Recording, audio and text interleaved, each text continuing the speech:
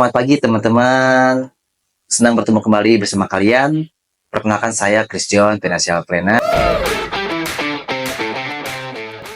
Senang sekali bertemu dengan kalian semua di sini pada episode pertama dengan Financial Clinic. Pada pagi hari ini, kita akan membahas dan mengupas tuntas tentang perencanaan keuangan keluarga.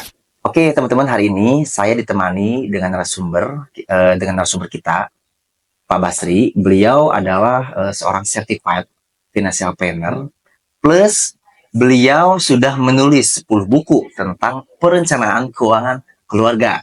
Nah, apa sih yang akan kita bahas hari ini? Langsung saja kita tanya kepada narasumbernya. Selamat pagi Bapak Basri. Oke, pagi Chris. Senang nih kita bisa diundang di podcastnya Chris. Ini episode pertama ya Chris ya? Pertama Pak. Oke, tapi sebelum ditanya nih Chris, aku yang mau tanya dulu. Siap Bapak, siap. Apa sih maksudnya Chris bikin financial clinic ini?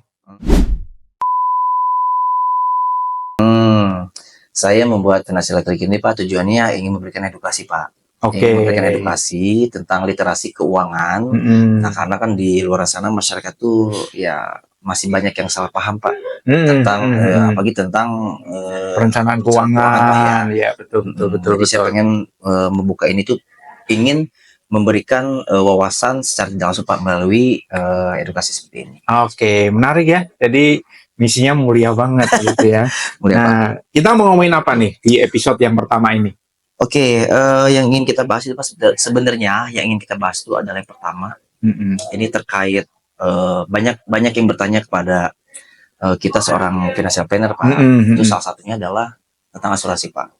Asuransi jiwa. Asuransi jiwa Pak. Oke, apa tuh? Yang ingin kita tanyakan tuh ya adalah kadang ada masyarakat bertanya, ini kenapa kok kita padahal bayar premi itu ada di angka misalkan 500.000 per bulan. Nah, tapi manfaat yang didapat ketika terkena risiko itu bisa sampai ratusan juta Pak, 100 juta bahkan sampai miliaran Pak ya. Itu mungkin masih yang bertanya-tanya, ada yang bertanya-tanya ini kok bisa?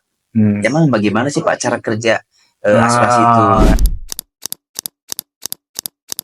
Ini menarik pertanyaan ini karena memang benar ini yang paling banyak disalahpahami oleh orang di luar sana yang mungkin ya kita ngerti lah ya, edukasi literasi tentang asuransi jiwa kan juga belum baik lah ya. Banyak orang bertanya kok bisa gitu ya bayar 500.000 per bulan terus dapat manfaat santunannya bisa sampai ada yang 100 juta atau 500 juta ya tergantung usia gitu ya. Oke, Chris, aku jawab.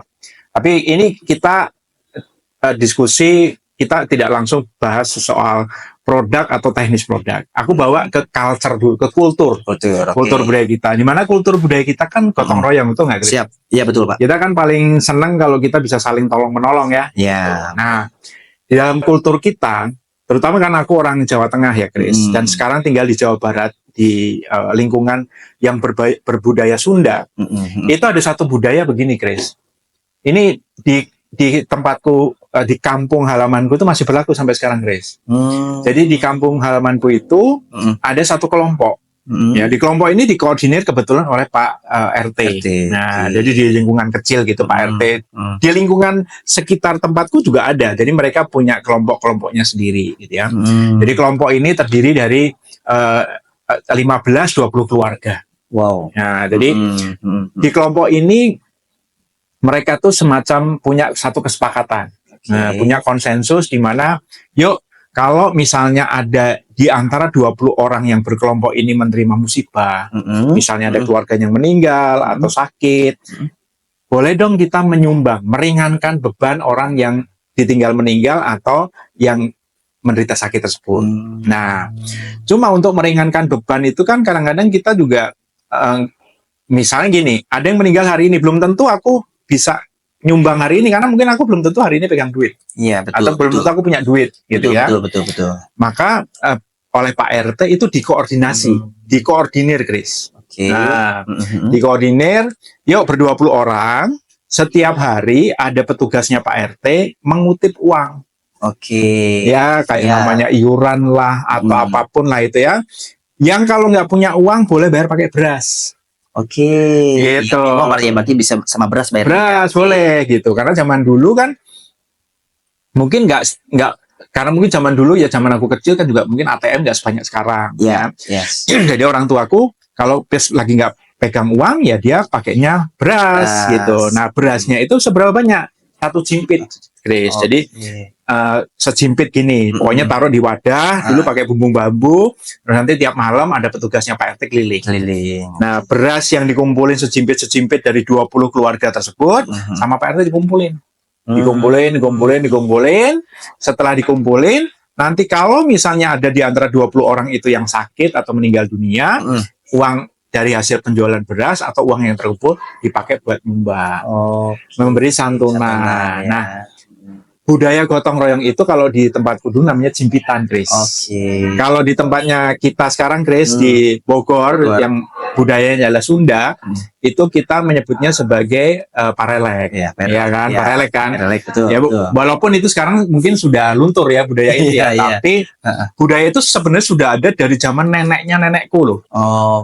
Jadi budaya gotong royong itu sudah ada, gitu. Nah, terakhir waktu aku pulang ke tempat ke kampungku, itu santunan yang diberikan kepada orang yang keluarganya meninggal, itu 3 juta, Chris.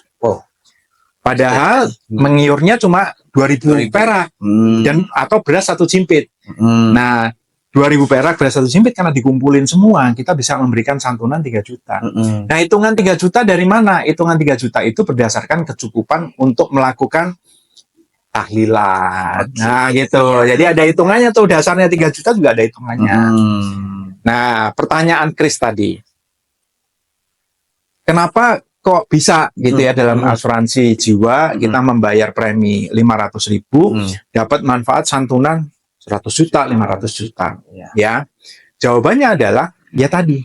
Karena prinsip dasar atau prinsip kerja asuransi itu seperti jimpitan dan parelek tadi ya. Ada yang mengelola yaitu Pak RT. Cuman karena ini skopnya besar, dikelola dengan bisnis. Siapa yang mengelola adalah perusahaan asuransi.